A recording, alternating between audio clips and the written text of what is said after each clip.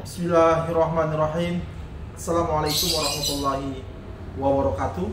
Di hari Selasa tanggal 31 Januari 2023, saudara-saudara, kita terus membicarakan soal PayTrend yang dimiliki oleh Jam'an Nur Khotimah Mansur, Yusuf Mansur, dan segala hal yang terkait dengannya. Sebagaimana yang sudah saya sampaikan pada video-video terdahulu, bahwa Januari 2022 14 karyawan PayTrend menggugat perusahaan itu ke Dinas Tenaga Kerja Kota Bandung.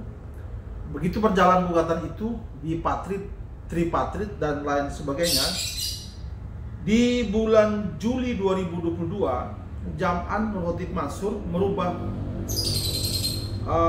susunan direksi dan komisaris perusahaannya itu. Yang semula Jam'an itu duduk sebagai direktur utama, tapi pada akta perubahan 20 Juli 2022 itu Jam'an Nur Khotimah Mansur dirubah dari direktur utama menjadi komisaris utama. Sedangkan Tarmizi, rekan dia di Darul Quran itu berada di posisi komisaris independen. Siapa direkturnya? Direkturnya ada 1, 2, 3, 4, 5. Ada 5 orang yang menjadi direktur PT Feritra Sentosa International VSI yang memiliki PayTrend ini. Pertama, direkturnya adalah seseorang yang bernama AA. Dia beralamat di Kelapa II, nggak tahu Kelapa II mana. Kemudian ada DHO di Jalan Kebon Gedang, tidak disebutkan kotanya. Kemudian ada seseorang bernama HD, berada di Rancak Haur, nggak tahu di mana juga tempatnya. Ada Siti Maimunah, istrinya Jam'an, itu posisinya tidak disebutkan, hanya disebutkan jumlah lembar saham yang dimilikinya, beralamat di Ketapang. Ada seseorang bernama IS, itu direktur utama. Kemudian ada MB, tidak disebutkan jabatannya. Ada R saja sebagai direktur. Itu terjadi pada bulan Juli 2022. Bulan September, PayTrend kemudian mengumpulkan semua karyawannya. Kemudian mereka diberi status PHK secara massal. Kemudian pada bulan saat yang sama, PayTrend itu menjanjikan bahwa mereka akan diberikan uang pesangon mereka dan akumulasi sisa gaji yang belum terbayarkan itu pada akhir Desember 2022. Akhir Desember, janji itu tidak ditepati oleh PayTrend dengan alasan aset yang mereka jual belum dibayar oleh pembeli. Lalu berjanji lagi PayTrend kepada karyawannya bahwa uang PHK dan akumulasi sisa gaji akan dibayar pada tanggal 30 Januari 2023 ini. Saudara-saudara, kemarin hari Senin tanggal 30 Januari saya berada di Bandung bersama salah seorang karyawannya yang termasuk yang dijanjikan akan mendapatkan uang PHK dan akumulasi gajinya. Sampai jam 5 sore yang dijanjikan oleh PayTrend itu belum terwujud. Kemudian malam, setelah saya di Jakarta, jam 9 malam, teman yang karyawan PayTrend ini membagikan sebuah pesan WhatsApp yang menurutnya WhatsApp tersebut datang dari salah satu direktur PayTrend yang bernama HD. Bunyinya seperti ini, saudara-saudara, saya bacakan. Assalamualaikum rekan-rekan seperjuangan. Semoga kita semua dalam keadaan sehat walafiat. Sampai menjelang maghrib tadi, maksudnya Senin kemarin tanggal 30 Januari, kami terus berupaya untuk mendapatkan pelimpahan dana dari pembeli ruko. Maksudnya ruko tempat kantor Paytren itu berada. Bahkan saya dan Pak I tadi mengawal langsung proses administrasi transaksi ini di notaris.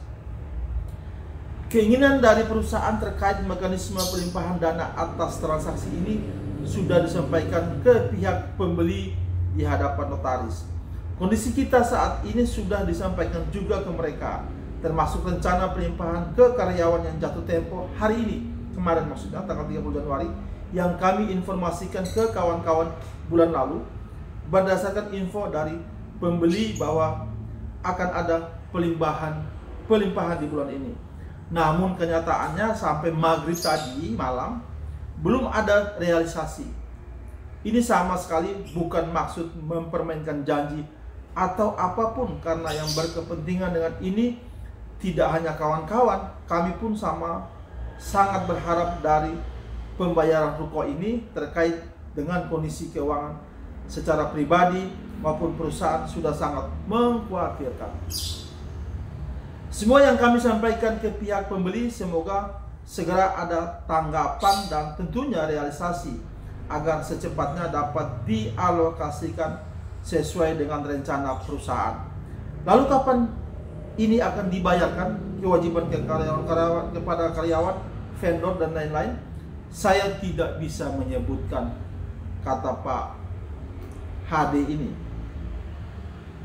Saya tidak bisa menyebutkan tanggal. Yang pasti saat ada pelimpahan dari pembeli, saat itulah kita akan melakukan proses pelimpahan termasuk ke kawan-kawan. Kami tiap hari ngawal dan follow up proses ini, selain mengupayakan juga hal-hal lain di luar ini dengan sisa tenaga dan semangat yang tersisa. Dengan berat hati saya sampaikan informasi ini, namun itulah kenyataannya. Mohon doanya. Semoga Allah memberikan keajaiban. Semoga Allah memberikan keajaiban dan pertolongan buat kita semua. Insya Allah kami akan terus berusaha sekuat tenaga untuk memperjuangkan kepentingan kita semua. Wassalamualaikum warahmatullahi wabarakatuh. Seperti yang sudah diprediksi sejak awal bahwa lagi dan lagi Paytren akan mengumbar janji kepada karyawan-karyawannya. Sudah saya sampaikan di video sebelumnya bahwa Paytren ini, sikap Paytren ini adalah cerminan dari sikap Jam'an. Membuat janji lagi, dan begitu janjinya jatuh tempo, bikin janji lagi. Janjinya jatuh tempo, bikin janji lagi. Apalagi ini ya, jelas-jelas dia tidak menyebutkan kapan direalisasikan. Hanya janji dan janji saja. Seperti itulah Paytren dan Jam'an selalu memberikan janji, lalu janji lagi. Saudara-saudara, bagaimana dengan nasib 14 karyawan lainnya yang sudah menggugat Paytren ke pihak tenaga kerja Kota Bandung? Nah, soal itu sebentar lagi kita ikut perkembangannya, update-nya di video berikut ini.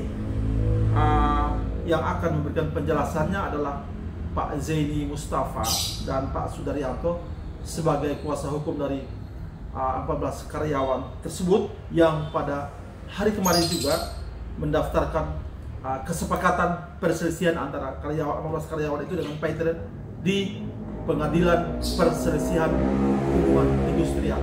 Seperti apa pernyataannya, kita ikuti saja perbincangan saya dengan Pak Zaini Mustafa pada video berikut ini. Saudara-saudara, jangan lupa subscribe channel ini supaya video-video di channel ini punya keberlangsungan. Terima kasih banyak waktunya dan perhatiannya kepada saya, Darso Arif Pakuama. Terima kasih banyak. Billahi taufiq wal hidayah. Wassalamualaikum warahmatullahi wabarakatuh. 3. Assalamualaikum warahmatullahi wabarakatuh. Pada hari ini tanggal 30 Januari 2023, saya berada di Kanten Telkom. Kebetulan Kanten Telkom ini tidak jauh dari kantor PHI, sementara di kantor PHI sendiri tidak ada kantin yang bisa untuk duduk, maka saya sambil minum di kantin ini. Kemudian Pak Darso minta keterangan bahwa pada hari ini kedatangan saya di Bandung yaitu mencatatkan atau mendaftarkan perjanjian bersama yang ditandatangani oleh Direktur Utama PT Peritra Sentosa Internasional atau Paitren dengan saya selaku kuasa hukum dari 14 karyawan terkait dengan kekurangan pembayaran gaji, pesangon dan lain-lain yang mana telah terjadi perdamaian dan akan diangsur oleh PT Paitren selama 6 kali. Angsuran pertama dimulai pada tanggal 5 Februari 2023 dan seterusnya sampai 6 bulan ke belakang begitu. Pak, kenapa baru hari ini sudah dekat-dekat tanggal 5 baru penyerahan berkas ini? Jadi sebenarnya ini kan siapapun boleh mendaftarkan asalkan permohonan itu ditandatangani oleh kedua belah pihak, ya kan? Namun karena dari pihak Paitren sendiri itu mereka ingin menyerahkan anggaran dasarnya itu langsung kepada PHI. Jadi mengatur waktu antara Paitren dengan saya itu yang agak kesulitan gitu. Iya, Pak. Saya bisa, Paitren tidak bisa begitu. Jadi tanggal 5 Februari ini Paitren harus bayar. Paitren harus bayar. Hari ini perjanjian yang sudah ditandatangani itu hari ini sudah didaftarkan di Pengadilan Hubungan Industrial, sehingga apabila tidak dibayar maka kami bisa mengajukan permohonan eksekusi atau upaya hukum paksa terhadap pembayaran ini. Gimana itu, Pak? Yang jelasnya bagaimana tuh? Mengajukan upaya paksa itu gimana, Pak?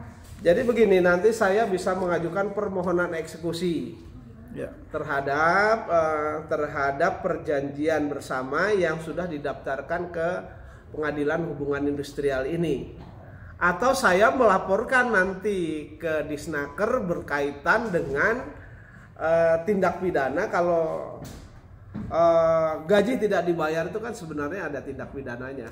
Tapi kok ini dilaporkan hanya sebagai alat bukti yang kuat. Ya, dilaporkan ke Disnaker lagi, Pak, bukan langsung polisi kalau pidana, Pak. Karena ini kan berkaitan dengan perdata pengawasan, jadi kita mengajukan kepada pengawasan nanti.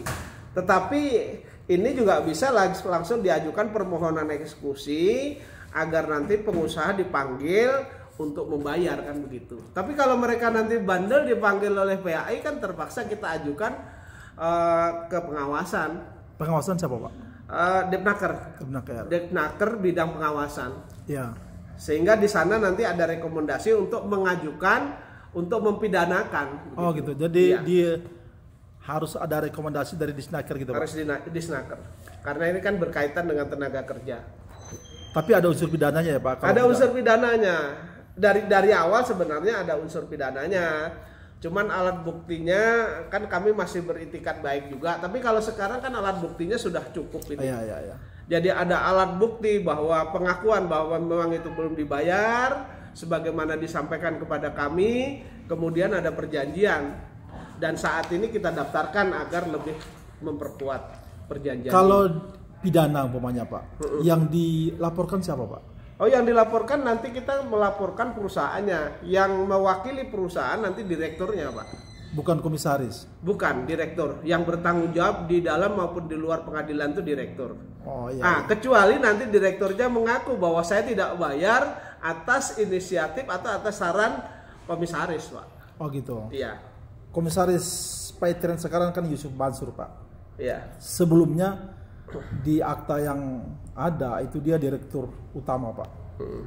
Jadi gimana, Pak? Apakah ini ada upaya untuk mencuci tangan kalau komisaris tidak bisa dipidanakan, Pak? Bisa saja seperti itu. Ya. Jadi kan seharusnya ketika ini mereka direktur, mereka harusnya bertanggung jawab. Tetapi ketika ada perubahan, tentu ada upaya-upaya, dugaan ada upaya untuk meloloskan diri itu ada begitu. Begitu ya, Pak? Ya, dugaan ya. Iya. Pak Sudar, komentarnya gimana, Pak?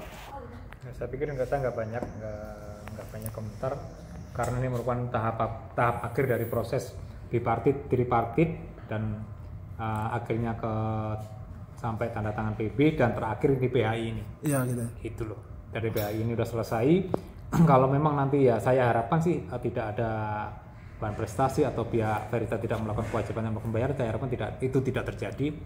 Kalau seandainya terjadi sangat kasihan juga sama pekerja karena udah berjuang bertahun-tahun, berbulan-bulan, berhari-hari, bertahun-tahun Ya. dan ini udah ditangani, jangan sampai bahan prestasi lagi atau tidak melakukan bayaran dengan berbagai alasan yang sebenarnya tidak ada dasarnya. Pak Jenny, tadi penyerahan berkas tadi atau pendaftaran tadi dari pihak Paitren siapa yang datang Pak? Lawyernya Pak? Dari pihak Paitren diwakili oleh kuasa hukumnya Saudara Ari Sunaria. Ya. Iya. Oke Pak, lanjut Pak. Dan beliau juga ikut tanda tangan di sini. Jadi yang mengajukan permohonan adalah saya dengan Paitren, kemudian Paitren diwakili oleh kuasa hukumnya Saudara Ari Sunaria.